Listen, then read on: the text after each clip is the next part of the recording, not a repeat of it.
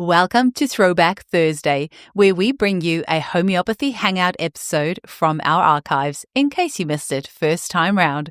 Because this episode may be a couple years old by the time you hear it as a throwback, some of the special offers, links, or content may not be valid anymore, so please keep this in mind when listening. You're always welcome to reach out to us at info@eugeniekruger.com. Enjoy the episode. Today we speak with Rebecca Stirrup, who is a homeopath in New Zealand and the president of the New Zealand Homeopathic Society, and she's also an avid volunteer for Homeopathy for Health in Africa, and she has been volunteering for them for over a decade, returning to Tanzania frequently to help those in need.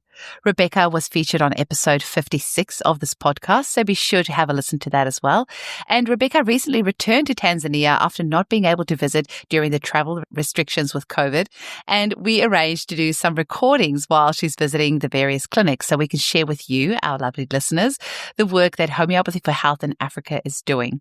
So in this episode, you will also find the full video on my YouTube channel, and you will see Rebecca at the clinics, and you'll see the people in the background and also the volunteers at the clinic. It's just quite spectacular actually seeing it. So make sure you type in Eugenie Kruger Homeopathy in YouTube, and that should pop up. The first recording of this interview was done on the 28th of July when Rebecca was visiting one of the homeopathy clinics called the Arusha Center in Arusha. And in the same episode, we also have a second recording, which was done on the 2nd of August when Rebecca visited another homeopathic clinic in Mweka, high up in Kilimanjaro. Now, as many of you know, the Homeopathy Hangout podcast celebrated its 100th episode on the 12th of August with a big party here in Perth, and each of the 100 guests that attended paid $10 for their ticket. And the $1,000 that we raised, we donated to Homeopathy for Health in Africa. I really love donating to this charity because you can really see exactly where your money is going and the huge change that it's making in the lives of so many people. So if you would also like to support Homeopathy for Health in Africa, you can make a donation at www.homeopathyforhealthinafrica.org, and they are really seeking monthly donations. So if you want to make a monthly donation of anywhere from $10 or $20 a month or even more, please visit their website as well. Enjoy the episode and be sure to check us out on YouTube. Welcome to the Homeopathy Hangout, where we discuss all things homeopathy from around the world. And now my mum and your host, Eugenie Kruger. Hello. Hi. Hello. I'm actually amazed Can you that hear you me? have, I can. I'm amazed that you have any connection out where you are. Yeah, we're high up on the Kilimanjaro this morning at a place called Mweka. I can't really show you the view, but we are high, so sometimes the service is not so good. Wow, cool. Well, you could click on the flip screen. So here we are. This is our waiting room here. Is that And, banana growing there? Yes, this is banana, and there's all sorts of tropical plants. We're high. I hope you can see that. I don't know how easy it is to see that we're high. I think, Rebecca, what I'm going to do is keep as quiet as possible just with the connection. So you just keep talking and I'll stay quiet on this side. Okay, so I'll keep talking. So here we are at Mweka, which is one of our outreach clinics high up on the Kilimanjaro. And we've been coming here for many, many years. We have a local organizer here who I'll introduce you to in a minute called Sister Ida. And she looks after her whole community. She's an amazing woman. So we have got a station set up, and then this is the waiting room over here.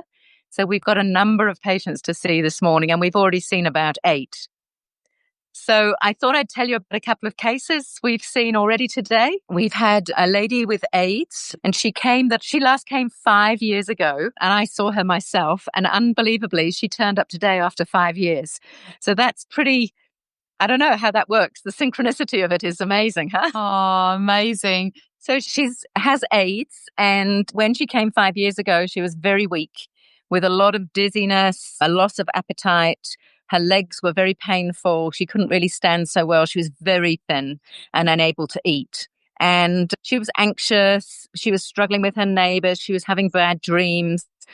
Anyway, we gave her zinc because of the weakness, the dizziness, and this whole SORA, this whole thing, which is very common in AIDS, lots of common symptoms of AIDS. Anyway, she came back 5 years later saying, actually, she's been well and her viral load has been really good. And then symptoms just came back 3 months ago. She hasn't had another remedy in between, which is pretty fantastic. That's amazing. Yes, the last 3 months she's been experiencing some abdominal pain, and she's also got double vision. She's still taking her ARV medication, but she can eat well now. Everything, she's gained weight. Everything is going better on that front. But she's got the double vision. She's got a lot of abdominal pain, lower abdominal pain. And she's really sad because, she's feeling really sad and low. Her children are living a long way away. And she's been having bad dreams again. A lot of dreams about being burials and coffins and funerals. Yeah, and she's missing her kids and she feels quite lonely. Anyway, she's a widow. So I've just given her natrum mure this morning. So I'm hoping that will send her on her way again. She said she will come back in a month and let me know rather than wait the 5 years. But yeah. Oh. And how long are you in Tanzania this time? I'm here for 10 weeks. 10 weeks. Oh, nice. Plenty of time to see, the follow-ups of the cases I'm seeing now. Yeah. Incredible. Another one we've had is a lady with chronic bladder infection. She came this morning, but she's had it for about 18 months on and off, and a vaginal discharge. And we've taken the case and we were sort of thinking, and eventually she told us she had a smear test about a man came and did everybody in the area. So she had a smear test, and since then she's had basically an infection, and I think a bladder infection as well. So we've just given her Thuya this morning. Oh, yes. That's very interesting. I actually have a client as well who's had these repeated vaginal infections since she had a smear. For her, it was that mental, emotional aspect of the invasion of that. And so we've tried a few remedies. I don't think I've given her Thuya, but that's interesting you mentioned that. Yeah, well, the discharge was quite Thuya-like. I won't go into details on it. Cool. And also with both the bladder and the vaginal infection. Uh-huh. Yeah. And she has actually had Thuya from us in the past. So I thought, okay, I'm going to stick with Thuya. She had it a few years ago. So she's a long-term patient. Yeah. Amazing. Like potency-wise, do you find that the people there, you tend to use lower potency or higher potencies or just a little bit of everything? We use lower potencies because particularly with the people with AIDS or chronic illness, sometimes they're quite weak. We just give a 12C daily in a medium-sized bottle, and they know to take a capful or a quarter capful a day. And it also helps because if they are on other medication like their ARVs, which are the medication for AIDS, then it helps them. And it's just the standard way we give it here. People take it every day. It reminds them that they're taking a medicine, and then the medicine or the bottle is designed to last a month. So then they come back after 5 weeks. Usually that's what we do. So they'll have had a week off the remedy, and then we can see if any symptoms return or whether they're doing well. So they have 4 weeks on, 1 week off, and then we can either repeat or change. I've just remembered that you did tell me that last time, so my apologies. But this will be a good one for listeners who haven't listened to the previous episode. Yeah. We'll just pretend I did that on purpose. There's another little case that is really sweet. We just had a child come in this morning with her grandmother. The grandmothers are called BBs here, which is a rather cute word. That is interesting because my daughter has got a book. It's from South Africa, and the one person's name is Bibi. It's Bibi. So that's interesting. I didn't know. Okay. That's grandmother, or sometimes just older woman. But okay, excellent. So this little girl is now living with her grandmother because there's been some for about the last 18 months, or slightly less actually, maybe, yeah. And there's some problems in the family, so she came to live with the grandmother. And she's been really homesick, and she started not wanting to eat, losing her appetite, feeling really fussy about food. And you can see she's quite a sad little girl. And then she's got all these tummy pains, and the only thing that seems to relieve it is lying down on her tummy at night. And yes, so we took a couple of symptoms, but I know one of the remedies we give often to children here is one of the magnesiums, because that orphan syndrome of being forsaken or, feeling forsaken, feeling left behind. And sometimes it's from the death of parents, which is quite common here. Children do lose their parents, and this little child hasn't had the death of her parents, but she is like an orphan, really. She's come to live with her grandmother. Her grandmother doesn't have so much money for food, so she's not getting the same quality of food as she got at home, and she's quite fussy. She only wants to eat meat, and there's no meat here. She's only getting the vegetables, which she doesn't like. So anyway, we gave her magnesium muriaticum, Oh, And it's a remedy I've given often here, and I'm hoping she'll do really well on that. that's beautiful. So would you like me to introduce you to Sister Ida, who is our organizer here? Can't wait. How long has she been there? there? This is Sister Ida. Hello, Jumbo. Sister Ida has lived in... Hello, si Jambo, habari yako? Sister Ida has lived here her whole life. She looks after her community. And I'm just going to ask Sister Ida, I don't know, she's amazing. She uses homeopathy herself, don't you? Yeah, I do. And what do you think about homeopathy, Sister Ida? I think it is a wonderful remedy. It's a wonderful way of living. It has helped me a lot and many others. Oh, And I am happy. I'm happy about homeopathy. For the past more than 10 years, I've been on homeopathy and I have abandoned all other medications from hospital and from other places. And that is inspiring. She is well. And how wonderful that you're doing this work for your community as well. That is really brilliant. And the other thing about homeopathy, especially where Rebecca is, my community is not a community of rich people. They are poor. They can't afford a lot of things, especially medication. But then HHA comes here and gives them remedies which are very effective and for free. I know. So that they are getting for free without payment. Many come and many benefit. I think it is the hand of God that has come to us. Oh, you're going to make me cry. That is so beautiful. Let's be happy. Let's rejoice. Let's rejoice. So tell me, when HHA first arrived there, were you a little bit skeptical about homeopathy, or did it make sense to you straight away? Yeah, indeed, I was skeptical, and Rebecca knows that I asked for literature, and she gave me literature. Then I got convinced. When I used it myself and felt better, my roots were there. And I keep telling people to come to get remedy from homeopathy. Oh, I love that. I have to show you my T-shirt that I have got on today. It says, yes, I have a remedy for that. Great. That is great. You know that there's a remedy for everything, hey? I believe so. And now, for me, I have to show you myself that I'm a product of homeopathy. Yeah. Yeah, I can smile today because of remedies I got from homeopathy. I was miserable. Yeah. So what sort of things has it... Oh, yeah? What sort of things has it helped you with?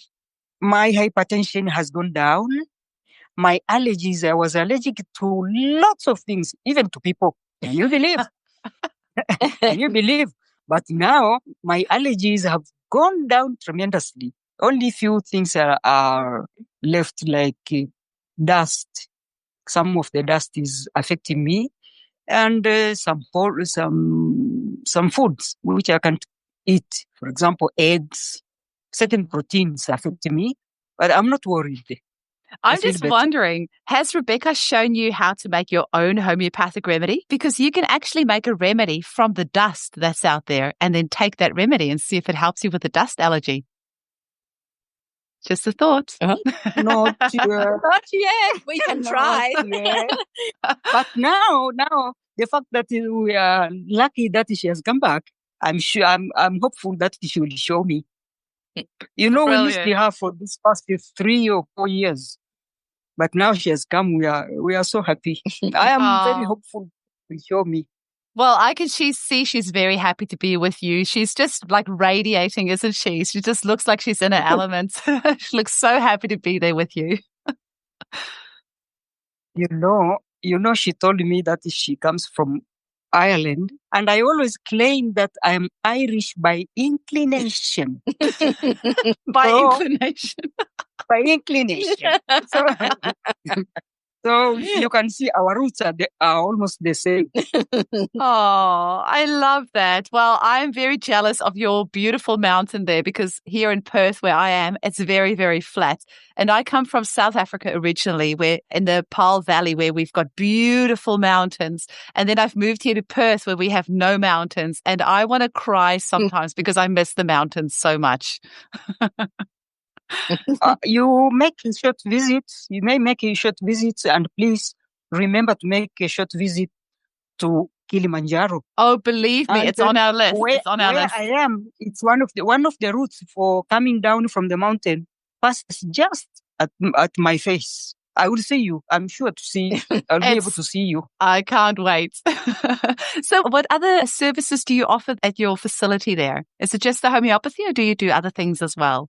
Before homeopathy came, I was offering counseling for health, especially those who live with HIV, AIDS. And I assisted them to get to hospital, to get a treatment, for the children to get their education, etc., etc. I still go on. I still carry on the same job. Yeah. Yeah, that's amazing. Sister Ida family counselling for many years. So there's a lot of widows here, aren't there, Sister Ida, who are suffering from grief, and they've lost children, they've lost husbands, and Sister Ida really helps them with that, their emotional well-being as well as their physical well-being. That's amazing. So can you maybe tell our listeners, our listeners are all over the world, America, UK, Australia, New Zealand, Ireland, everywhere. What is it like over there for the widows or for people living with AIDS? What is it like over there for them? What is the culture like around people who have AIDS, and what is the progression? What's the forecast kind of somebody that has been diagnosed with AIDS? What will their life look like over there? These days, it's not so bad. Initially, in the 90s, it was very bad because there was not enough education. There was a lot of negative reception of the condition. That means despairing, and coupled with a lot of stigmatization. But with a lot of education now and good counseling, people accept their situation. And some of them have even forgotten that they are living with HIV. They carry on life as usual because they get this antiretroviral, which gives them strength. I'm saying they have almost forgotten it. They are scared of COVID-19. It's COVID-19 which is scaring, not HIV anymore. There's always something to be scared of in this world if, the powers that be would have their way. Even the war in Ukraine is scary. But not AIDS.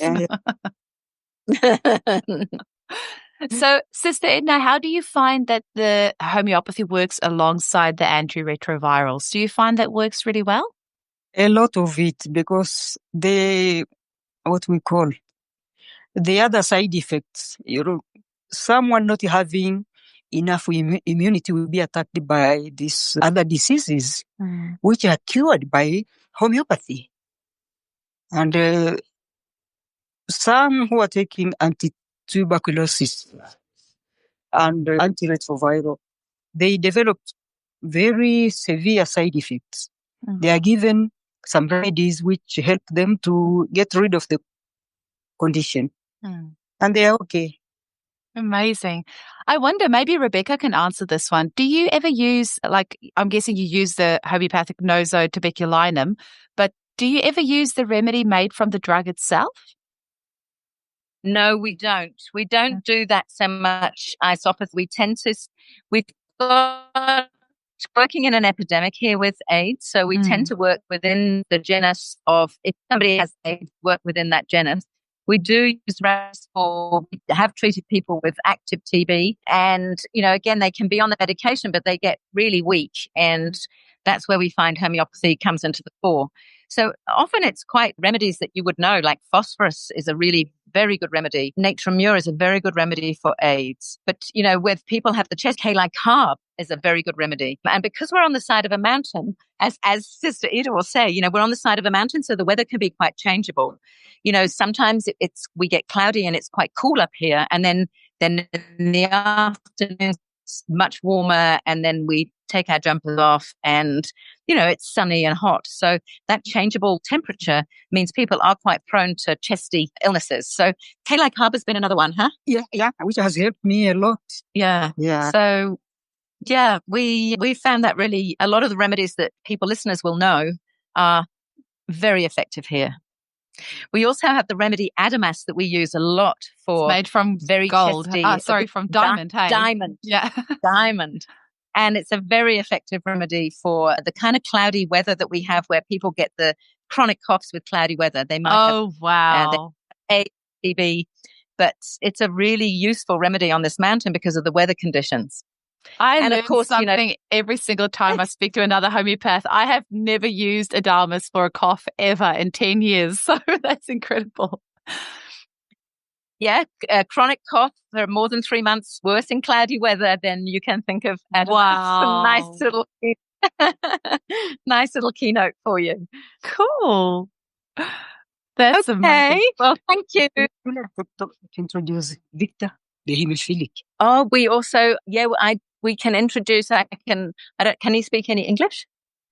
We have the family here, one of the kids here is a hemophiliac kid, and we built his family. HHA raised some money to build the family a house because they had they had no house really, very, very, very basic. So we built them a 2-room house, which is, dry and secure. The mother is there. Here he is. Hello. Hi, hello, Jumbo. Victor. Can you say hello? Hello, Jumbo. Victor is 8 years old, and this is his mother. Can you say hello?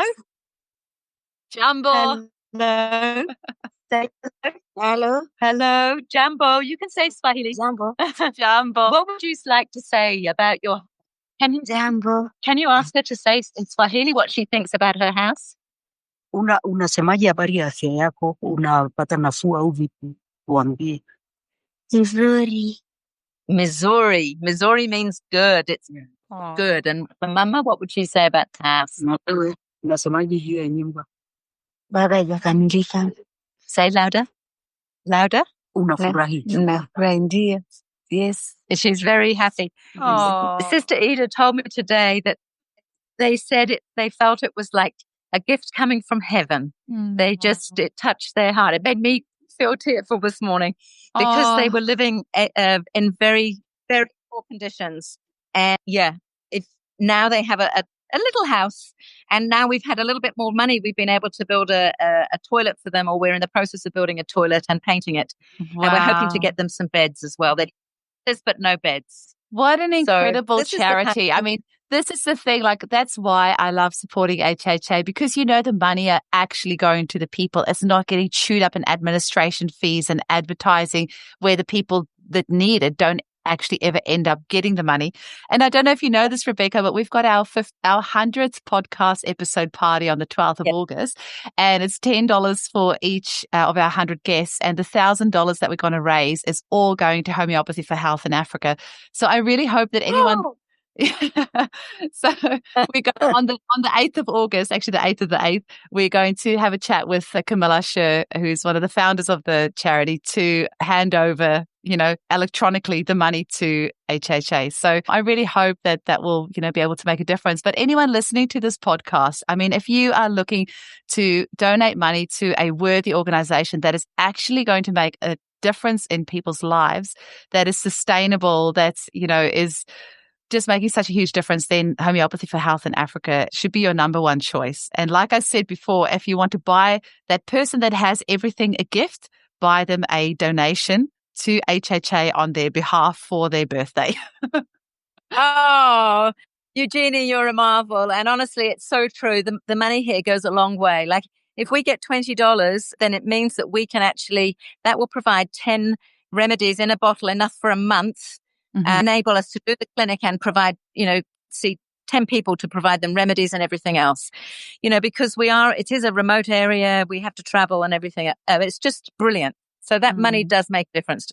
Really does. Yeah, that's incredible. And I mean, you volunteer so much of your time with this organization, Rebecca. I see all the online stuff that you do for them, all the promotion, all that, it's just really amazing. Yeah. That's why, you look at some other charities and you just never quite know if the money is actually reaching the people that it should. And you see these huge advertisements that they put up everywhere. And, you've got to pay for those advertisements. And sometimes I wonder, where did you get the money to pay for that? And is any of that actually ended up with the people that need it? But with you guys, because I know you, I know what you do, I feel that I could really promote homeopathy for health in Africa, because the people that are behind it are so genuine that they actually are making a huge difference. And there was that Facebook message that Camilla put on a little while ago about that little boy that had the hernia, and they needed the money to do the operation. And, some people jumped on board, were able to provide the money, and, he had the operation, and it sounds like he's doing so well. So that they're actually making a difference in people's lives.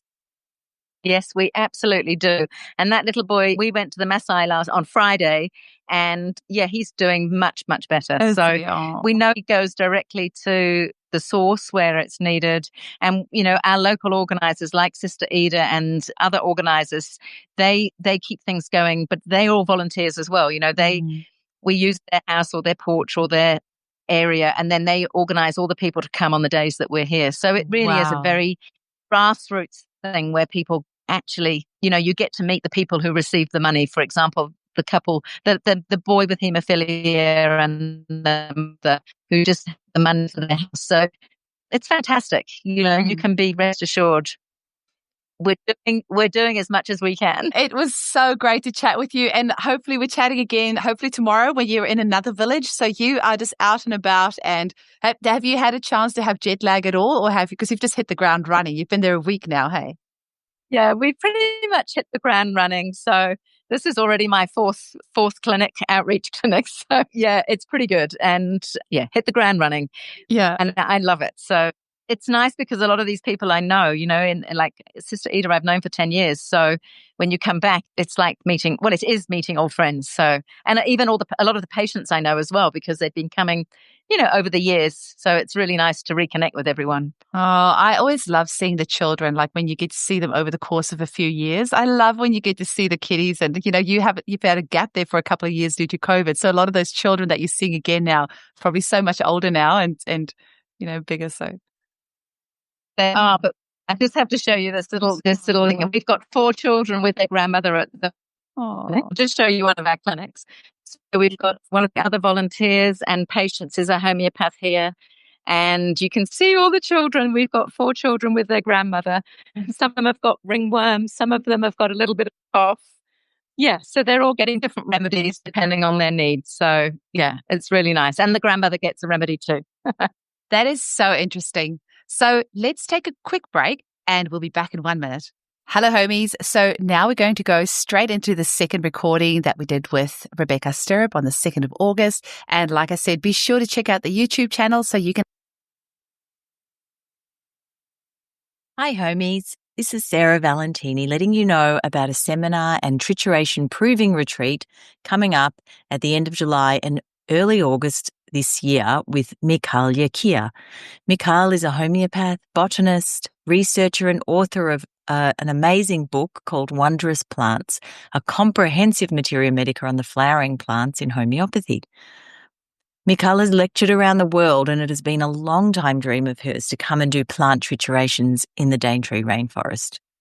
Mikhail is leading a 6-day adventure in the Daintree rainforest in far north Queensland, where you can be involved in trituration provings of 5 different plants. The experience of a trituration proving can bring so much clarity to your prescribing and is a wonderful tool to deepen your knowledge of the plants. This once-in-a-lifetime experience starts on the 31st of July and finishes on the 5th of August, and will include a guided tour with a botanist in the Daintree rainforest. Mikhail is writing her next book on the ancient plants. So following the adventure into the Daintree, there will be a 2.5-day seminar in Noosa, Queensland, from the 7th of August to the 9th of August, and will focus on teaching about the ancient plants, which include the mosses, ferns, cycads, and conifers, amongst others. This is the information that will be available in Mikhail's new book that is not yet released. To find out more, please email us at mikhailyakir2025, that's MICHALYAKIR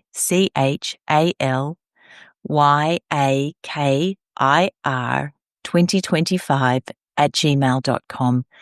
Or you can go to our Facebook event page, which is Ancient Plants Seminar and Trituration Provings with Mikhail Yekia. I really hope many of you can join us. Actually see the location where Rebecca is, and you'll be able to see the people that are about to receive homeopathic treatment. Enjoy. So I just wanted to spin you around. So I'm here in Arusha, just out of Arusha at the Jericho Center, and we are seeing patients. These are 2 patients waiting now, beautifully colored. Oh, their in their clothes are outfit. so beautiful, hey? And we are also doing some teaching. So we have got 2 rooms set up. This is the consulting room, and then we are teaching in here. So the wonderful thing about this project is that we have 9 people that we've been teaching for several years now, and they are able to now they see patients themselves. They have a clinic going here. They see people all the time in the community. The people know about homeopathy. And so it's really, really fantastic. This center here, I'm just going to flip you around again. You can see up there some buildings up at the top there. They also do teaching of young people aged between 16 and 22 or 24. And they teach them IT, tailoring, and knitting. Knitting is the new thing. So, yeah. That's really cool. So is that center that you're at the moment, is that dedicated to homeopathy, or is it just like a community center that anyone can use? It's a community center that people come to. So they are now a license to do homeopathy. They don't need a homeopathy for health in Africa here, but we do come quite regularly to upgrade their teaching and to do clinics. But in fact, they are like a branch of homeopathy for health in Africa. And it's a community center that does other projects as well. So, but it's very well embedded in the community. So it's pretty amazing. That is amazing. And do they have their own dispensary right there? Do. They've all got remedies. So they have their own dispensary, but also this is another thing I'll show you, because it's a farming region. This is the project's latest products, which are for plants and for farming. I don't know whether you can see those, but they've got things like 100% natural fungicide. These are all homeopathic, agri-homeopathy. Oh, that is cool. And Camilla Scher, who's one of the founders of Homeopathy for Health in Africa, I've been seeing her doing a lot of agro-homeopathy courses online lately, and looks like she's put a agro-homeopathic kit together along with a company in Germany, from what I deduct from her Facebook page. Yes, that's exactly right. Wonderful. And those are homeopathic preparations that they're going to be using on their farmlands. They are. That's cool. Yes, exactly. Very cool. So, the staple crops here are things like maize, obviously, coffee, bananas, sweet potato, obviously beans, tomatoes. But all of these, they can use this natural product, so they don't have to use the commercial insecticides and fertilizers and stuff. Yeah. That is pretty so nice. Cool. That's amazing. And this is your 14th trip, right? To Tanzania? Gosh, I think it is. I can't remember how many, but I haven't been for 3 years because obviously travel has been very difficult. And so I've been back 3 days, and we did some outreach home visits yesterday, and saw several patients who are either bedridden or can't make it to a clinic. And then today we've traveled to Arusha here. And then tomorrow we will go into the Maasai region, which is just, into the mountains from here, and do a clinic up in the mountains. So yeah, we're going to have a busy couple of days. Oh my gosh. And what's it like for you to be back? It's so amazing. It's like, in some ways, it's like I've never been away. As soon as you get back, you kind of meet everybody again. I'm meeting Martha, who's the woman who runs this project here. I've known her for several years, so we haven't seen each other for a long time. So that's been really nice. And we've got our homeopath who's visiting from Germany here as well, a volunteer. So she's going to be doing some teaching today. In fact, they're focusing on urinary tract infections today. So that's the teaching program that they're going to do. Is that something they see a lot of over there? Yeah, quite common. I mean, these people here, they're kind of well trained, and they did the basic sort of 36 remedies which cover your basic injuries and coughs and colds and things like that. Now they're treating all sorts of more complex things. So yeah, we go through like heart remedies or some of the remedies for, urine infections, or even yesterday we had a stroke patient. And so we gave him, actually it was the follow-up. He had a stroke a year ago, and we gave him Arnica a month ago. Well, the people here, the homeopath here, gave him Arnica. and a dramatic recovery in the sense that he can now stand by himself and walk a few steps. His energy is back, all that kind of stuff, So it's pretty amazing. That is very cool. It's interesting. I was chatting with Dr. Saptarshi Banerjee in India a little while ago. And of course, he goes to a lot of the slums and he prescribes over there. He called it slum prescribing. And he goes into a lot of the rural areas there as well. And what he was saying is that because the people in these remote areas don't have access to a lot of pharmaceutical medication, you can see a much clearer symptom picture because it's not suppressed. Your symptoms are not suppressed. And often because their vital force is a lot stronger because they haven't had the suppression of pharmaceutical medications. Often the homeopathic remedies can work quite profoundly. So our listeners that are listening and hearing this patient with a stroke and Arnica has helped them. And, most of our listeners are probably going, Arnica, I've got that in my first aid kit. That's amazing. So how cool. Oh. It's pretty fantastic when you can do something with such, we all think, we know Arnica for bruises and, injuries, but it actually is one of a very, very good remedy for stroke. And it was wonderful to see this man. He was so delighted. And I'm sure he's a reverend in Moshi. All his people are saying, how did you get so better after a year? Suddenly then in 2 weeks, you're walking again. His wife is delighted. So I'm sure we're going to get a few more patients from his parishioners, to come and visit us. Yeah, I mean, when I just first heard about Arnica, you think about it for bruising, but actually it's got that affinity with the whole cardiovascular system. And just it certainly does. For that. Amazing. And what sort of other cases have you seen already in your time, in your short 3 days there? My time, well, we saw a little girl with a bad cough. I've only seen a few cases so far, of course, because I've only just arrived. Yeah, you're allowed to have jet lag. We were able to, and we've seen a man actually with very bad headaches. And it's interesting because a lovely young man, and the HHA, Homeopathy for Health in Africa, facilitated getting him a camera. He wanted to be a photographer. And he's a really hardworking young man. Anyway, they facilitated getting him a camera. So he started building up a business, taking photographs of occasions, weddings, individual photos with a good camera. Because obviously lots of people have got iPhones, but it's different having a really professional. So he's been doing very, very well. But every time he does the editing with the artificial light, he's getting these bad headaches.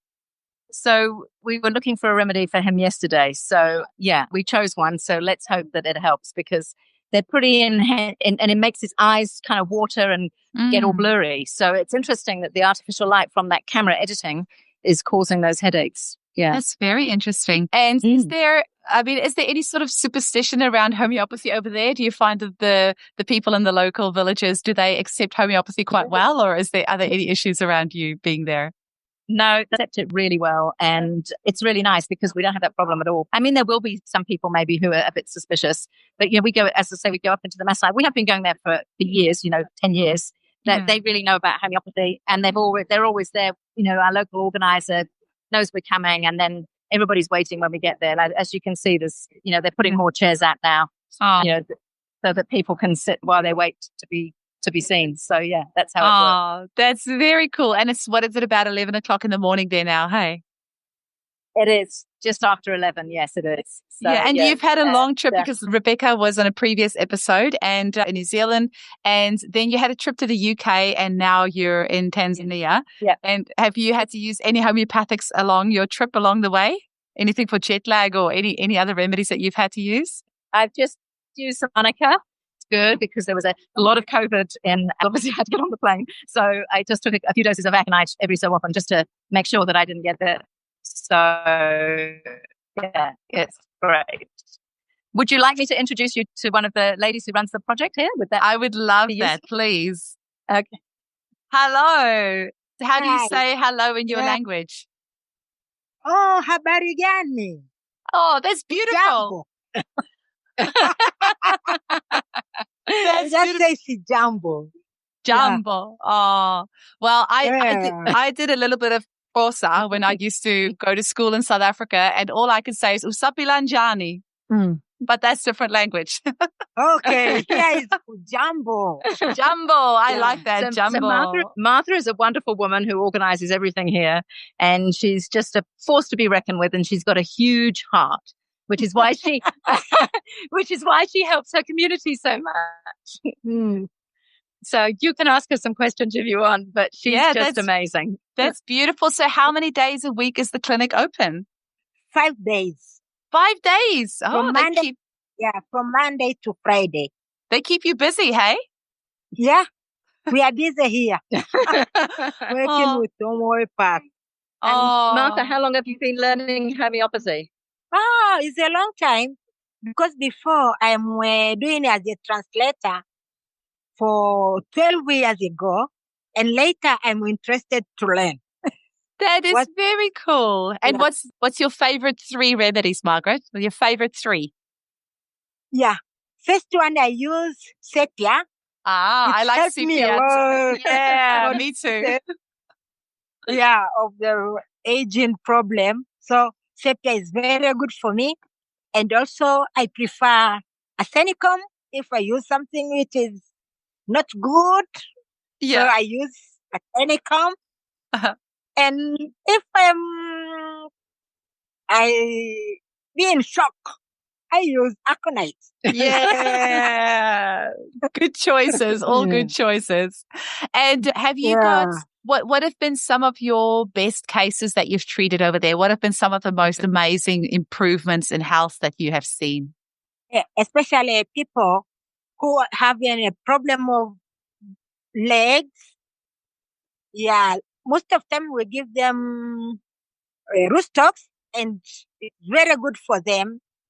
And for women, we are using chest problem. Here is cold also. Sometimes we give them carbovate. And if it is lot of dust, it's caused by dust, we use phosphorus. So it's helped people. You know your remedies. I'm very impressed. That is fantastic. Wow. Her remedies, I tell you. Yeah. I get lessons from Rebecca and other people from Moshi. Also, we have one who started to work with us, Sangeeta. So we are still going on that. Yes. Great. Have you got a favorite? What is book that- nice is when I first go on, sorry. I was just asking, do you have a favorite book that you use? Yeah, A you favorite are- homeopathy book?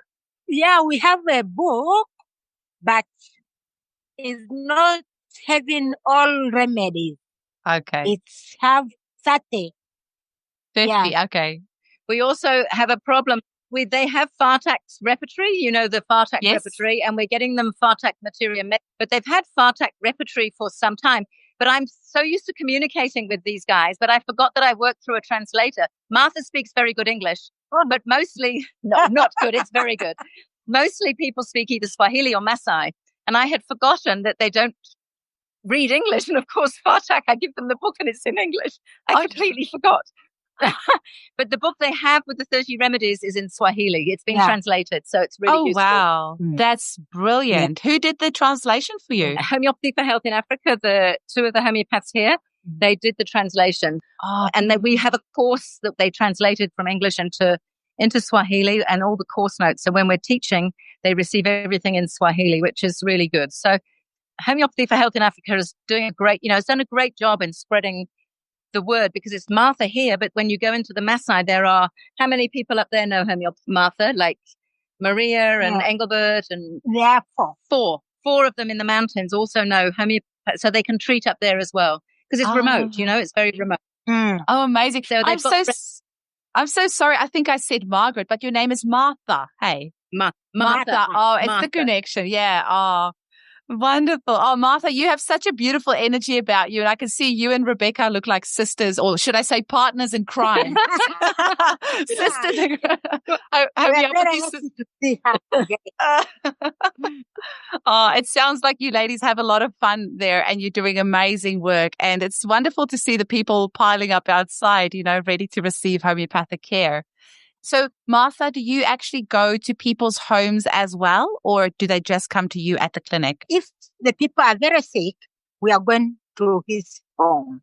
Oh. But if they can manage to come, we prefer them to come to our clinic. But sometimes we are going outreach. Yeah. Amazing. And are you well stocked with remedies there? Have you got quite a lot of remedies, and where do your remedies come from? Well, yeah, we've got a good stock of remedies. Homeopathy for Health in Africa has I could show you a picture, but we've got all the remedies here, and we get restocked when people like me come or other people come. A lot of them come from Europe, from the German pharmacies, or from the English, from Helios in England. Yeah, but we've got all the remedies, and we have all the bottles. We always give a liquid, and we always give it usually we give it a 12C daily dose. They have a bottle that the person takes away, and they take a little capful every single day. And we find that works really, really well. Oh, so rather than the sugar pillules, you prefer to give them liquid dosing? Yes, it works very well. And they give the little succussion in between each dose, Right, yeah. So it's a really good way. So they've got all the little, if you like, medicating potencies. And then when when Martha gives a remedy to a person, she then makes up a bottle for them. Yeah. Oh, and we do that too. Yeah. And it looks like a few more people have joined you in the queue there behind you. Oh, yes. Yeah, we better get going. Wow. Okay, ladies, it was lovely to chat with you. And Rebecca, I hope we can do a few more of these as you go to the different clinics. Definitely. And it would be wonderful. And Martha, it was lovely to meet you. My husband and I want to come and visit Tanzania. So I hope that one day we can come and visit you there. You're welcome. Karibu sana. See you later. Bye. Okay, you're welcome. Bye. Bye.